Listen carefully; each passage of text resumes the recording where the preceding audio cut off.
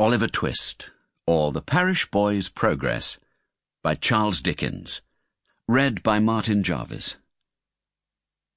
Chapter 1 treats of the place where Oliver Twist was born, and of the circumstances attending his birth.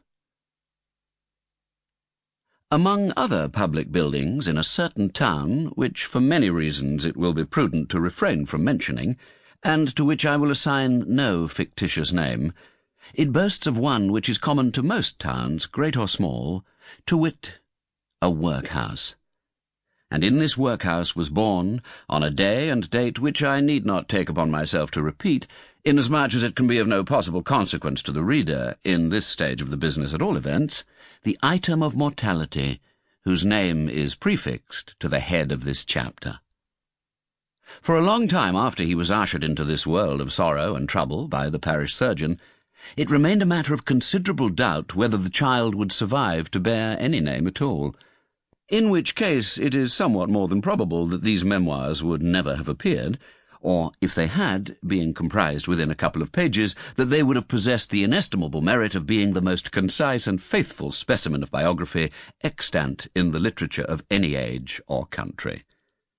Although I am not disposed to maintain that the being born in a workhouse is in itself the most fortunate and enviable circumstance that can possibly befall a human being, I do mean to say that in this particular instance it was the best thing for Oliver Twist that could, by possibility, have occurred. The fact is that there was considerable difficulty in inducing Oliver to take upon himself the office of respiration, a troublesome practice, but one which custom has rendered necessary to our easy existence. And for some time he lay gasping on a little flock mattress, rather unequally poised between this world and the next, the balance being decidedly in favour of the latter. Now, if during this brief period Oliver had been surrounded by careful grandmothers, anxious aunts, experienced nurses, and doctors of profound wisdom, he would most inevitably and indubitably have been killed in no time. There being nobody by, however, but a pauper old woman who was rendered rather misty by an unwonted allowance of beer, and a parish surgeon who did such matters by contract, Oliver and nature fought out the point between them.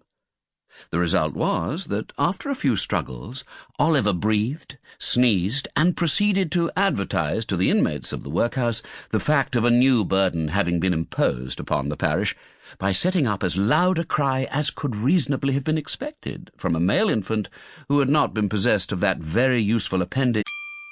Sample complete. Ready to continue?